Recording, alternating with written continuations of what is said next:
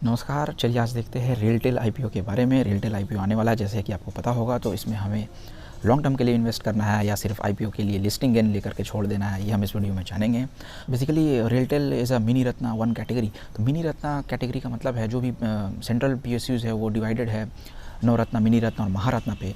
Mini Ratna category one का मतलब है कि अगर प्रीवियस 3 ईयर में उस कंपनी की नेट प्रॉफिट 30 करोड़ से ऊपर है तो वो mini Ratna category one company कहलाएगी। और वो उसके पास एक फ्रीडम होता है। आप समझो कि इस तरह का फ्रीडम है कि 500 करोड़ या तो अपने कंपनी के नेट वर्थ जो भी लेस वैल्यू है, जो भी कम होगा इसमें से, वो उसे इन्वेस्ट कर सकती है बिना गवर्नमेंट से पूछे। कैपिटल एक्सपेंडिचर कर सकती है बिना गवर्नमेंट के प्रायर परमिशन के।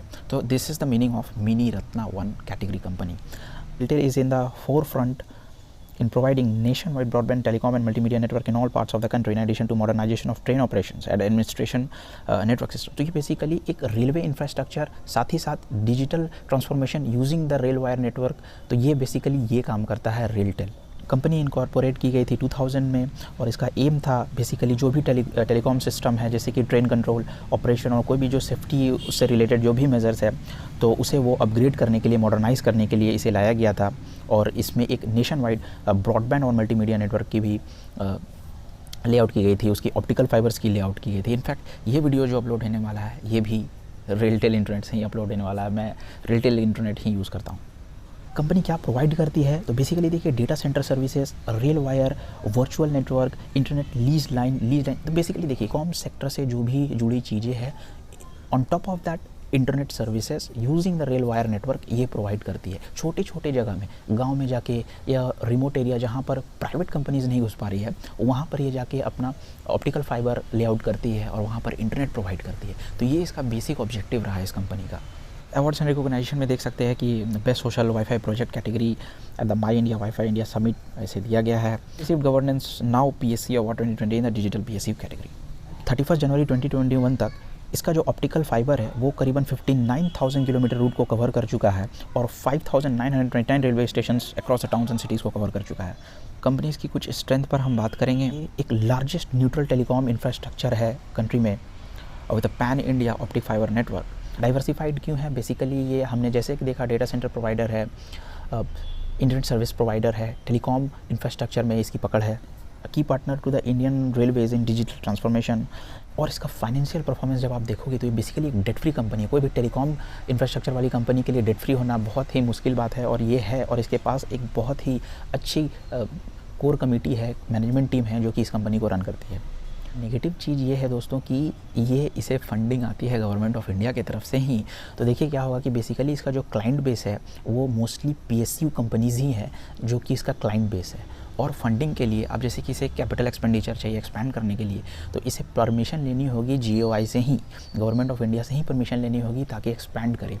तो ये एक थोड़ा सा गड़बड़ वाला पॉइंट है, बट लेकिन आने वाले जिस तरह की इंटरनेट बूम आ रही है इंडिया में, 5G सर्विसेज आने वाली है, तो उस तरह से ये इंटरनेट और भी ग्रो करे। भी स्टेज पर है इंडिया में, जो कि अगर आप वेस्टर्न कंट्री के मुकाबले देखो तो इंडिया अभी भी उतना इंटरनेट के मामले में ग्रो नहीं किया है। और रेलटेल मार्केट पेनिट्रेट करना चाह रहा है, रेलटेल प्राइवेट कंपनीज़ के साथ कम्पीट करना चाह रहा है, जहाँ पर आप देखना कि आपका भारती एयरटेल हो गया, जियो हो गया, उसके कंपैरिजन में अगर आप देखो तो ये कंपनी जो है, ये कंपनी बेसिकली अवेलेबल है 21 PE मल्टीपल पर। इसका मतलब क्या है कि ये एक वैल्यूएशन मुझे चीप लग रहा है। क्यों चीप लग रहा है? क्योंकि इससे रिलेटेड जो भी कंपनीज जुड़ी हुई है, जो टेलीकॉम इंफ्रास्ट्रक्चर वाली कंपनीज़ है, वो बहुत ज़्यादा PE पर ट्रेड करती है, 50 और 60 के अराउंड। बट ये एक ऐसी कंपनी है, अगर आप देखो तो इसके कंपटीशन में कोई है ही नहीं, क्योंकि साथ साथ जो इंफ्रास्ट्रक्चर फैसिलिटी है और रेल वायर में इसके इंफ्रास्ट्रक्चर की पकड़ है, और ये इंटरनेट सर्विस प्रोवाइड करती है, डिजिटल ट्रांसफॉर्मेशन की तरफ बढ़ रही है, डेटा सेंटर प्रोवाइडर है, लीज लाइन की काम करती है, ऑप्टिकल फाइबर सब तरफ लेआउट कर रही है। तो ये एक विदाउट, मतलब आप समझो कि इसका कोई पीयर ही नहीं है, कॉम्पिटिटर ही नहीं है, और एक debt free on top of that. तो उस कंपैरिजन में देखो तो एक बहुत ही तगड़ी कंपनी यहाँ पर निकल कर आ रही है। और कुछ जो नेगेटिव बातें हम फिर यहाँ पर देख रहे थे वो है कि बेसिकली आप अगर टेलीकॉम इंडस्ट्री में हो तो आप पर रेगुलेशन होती है, जैसे कि रेगुलेशन कि आप अब एबनॉर्मली प्राइस नहीं हाइक कर सकते हो। आपको किसी एरिया पर नेटवर्क लगानी है, टावर लगानी है, तो आप कहीं भी एब्रप्टली टावर नहीं खड़े कर सकते हो। तो बहुत सारी चीज़ें होती है जो रेगुलेशंस होती है कंपनी पर। फार्मा स्टॉक्स हो गया या आप टेलीकॉम कंपनीज़ हो गई, इस पर बहुत सारी रेगुलेशंस होती है गवर्नमेंट की, बहुत सारे चेक्स से आपको पास करना पड़ता है, तभी आपको एक बिज़नेस करने की परमिशन मिलती है। तो ये एक यहाँ पर पॉइंट रहेगा इसमें देखने लायक। बट अगर आप ओवरऑल सारी चीज़ों को देखो, और इसका प्राइस बैंड मैं अभी दिखाने वाला हूँ, ये 93 से 94 रुपीज़ पर अवेलेबल है, तो मुझे बहुत ही चीप वैल्यूएशन पर लग रहा है। बट बेसिकली आप देखना कि जब भी किसी ब्रांड, कोई ब्रांड बन जाता है ना, तो वो मार्केट से ज़्यादा प्रीमियम डिमांड करता है, राइट। तो ज़्यादा प्रीमियम डिमांड क्यों कर रहा है? क्योंकि उसकी ब्रांड वैल्यू, मार्केट परसेप्शन उसकी चेंज हो चुकी है, उसका ब्रांड वैल्यू बहुत ही बढ़ चुका है, इसलिए वो ज़्यादा प्रीमियम डिमांड कर रहा है। सो ज़्यादा पी पर वो ट्रेड करेगा हमेशा। तो पी वैल्यू ज़्यादा रहे तो इसका मतलब ये नहीं है कि हाई पी हो गया तो हमें उस प्रोडक्ट को हाथ नहीं लगाना है, उस स्टॉक को हाथ नहीं लगाना है। बेसिकली मैक्सिमम कंपनीज यही है कि अगर if it is one of the best company in its industry, it will definitely demand a higher P. वो ज़्यादा पी डिमांड करेगा अपने लिए, ज़्यादा प्रीमियम डिमांड करेगा। एक हाईलाइट्स में ये भी देखेंगे कि it has a right of way along 67,000 kilometre, exclusive right of वे, वहाँ तक वो कनेक्ट कर सकती है, वहाँ तक वो अपना लेआउट कर सकती है सर्विस को। और 4 ऑपरेशन सेंटर्स है इसके, तो मुंबई, दिल्ली और कोलकाता और सिकंदराबाद में है। ये अराउंड 3,05,000 कस्टमर बेस एंजॉय कर रही है करेंटली। तो क्यों बेसिकली IPO लाया गया?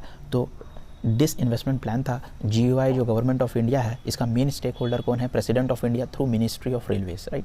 तो बेसिकली आप देखना कि यहाँ पर एक डिसइन्वेस्टमेंट का प्लान है, और बेसिकली स्टॉक एक्सचेंज पर ये लिस्ट करना चाह रही है company. After listing around promoters की होल्डिंग, जो कि बेसिकली प्रेसिडेंट ऑफ इंडिया है through ministry of railway affairs, तो वो हो जाएगी 72% के अराउंड प्रोमोटर होल्डिंग हो जाएगी इस कंपनी की after listing on the exchange. 93 rupees के प्राइस बैंड पर ये अवेलेबल रहेगी। 155 शेयर्स आपको अलॉट होंगे, अराउंड 14,570 रुपये आपको लगेंगे इस पर्टिकुलर IPO के लिए। फरवरी से IPO डेट ओपन होगा और क्लोज डेट है 18 फरवरी, और IPO लिस्टिंग डेट है 26 Feb. And now comes the very important matrix, जो कि है हमारा प्रॉफिट आफ्टर टैक्स क्या बना रही है कंपनी। अगर आप 2018 की परफॉर्मेंस देखो तो 134 करोड़, एंड देन 2019 में 135 करोड़, और 2020 में 141 करोड़, और अगर आप देखो 2020 सितंबर वाले में, तो ये अब देखना कि रेल इंफ्रास्ट्रक्चर पूरा डाउन था कोरोना वायरस के टाइम पीरियड में, इसलिए यहाँ पर प्रॉफिट डिप हुई है। But with the incorporation of the 5G services in India, I truly believe कि मुझे लग रहा है कि डेफिनेटली ये IPO बहुत बड़ा धमाका करने वाला, और आपको अराउंड आप 40-45% या फिर मिनिमम 50% लेकर चल सकते हो, आपको प्रीमियम मिल सकती है इस IPO में। तो एक बहुत बढ़िया डेट फ्री कंपनी है और बहुत बढ़िया फंडामेंटल को दर्शा रहा है। 21 PE कोई वेरी हाई वैल्यूएशंस नहीं है, एक मुझे रिजनेबल वैल्यूएशन लग रही है करेंटली इस कंपनी के लिए। तो we can go for it, we can subscribe. So एक चीज़ और देखना कि आप कभी भी एक डीमैट अकाउंट से आप मल्टीपल बिड नहीं लगाना। आपको बहुत कम चांस है कि आपको IPO मिलेगी दोस्तों। अगर आपके पास मल्टीपल डीमैट अकाउंट है तो आप ज़रूर मल्टीपल डीमैट अकाउंट का सहारा लेना। मल्टीपल डीमैट अकाउंट के थ्रू आपको अप्लाई करने से आपकी प्रोबेबिलिटी बहुत हाई हो जाएगी मिलने की, राइट। तो कभी भी एक से एक ही लगाना, 14,500 रुपीज़ के अराउंड आएगा। बस एक डीमैट अकाउंट से एक ही IPO सब्सक्राइब करना, उससे ज़्यादा नहीं करना है। ऐसे भी नहीं मिलेगा, वैसे भी नहीं मिलेगा, तो वो बेसिकली आपका एप्लीकेशन रिजेक्ट भी हो सकता है।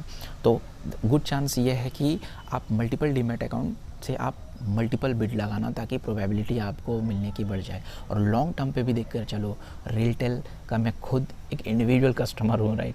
सो I am using the internet of RailTel broadband, so service is good. और मैं ये बोलना चाहूँगा कि लॉन्ग टर्म के लिए भी मैं इसे सब्सक्राइब का रेटिंग ही दूंगा। तो आपको अच्छा लगा वो वीडियो तो सब्सक्राइब करना। इस चैनल पर मैं बहुत अननोन कंपनीज़ के बारे में लाता हूँ, जैसे कि जो आज कुछ बहुत डबल डिजिट पर ट्रेड कर रही होगी और मे बी 5-6 मंथ पे वो इंटू 3 इंटू 4 हो जाती है। ऐसी कंपनीज़ के बारे में मैं रिसर्च करता हूँ और इस चैनल पर लाता हूँ। ज़रूर आप सब्सक्राइब करना, आपको बहुत मज़ा आएगा। आप वीडियो देखना इस चैनल की, बहुत सारे वीडियोज़ ऑलरेडी पड़े हुए हैं, आप देखना, बहुत मज़ा आएगा। और कुछ कंपनीज़ अभी भी बहुत अच्छा परफॉर्म कर रही है। मिलते हैं अगले वीडियो में, धन्यवाद।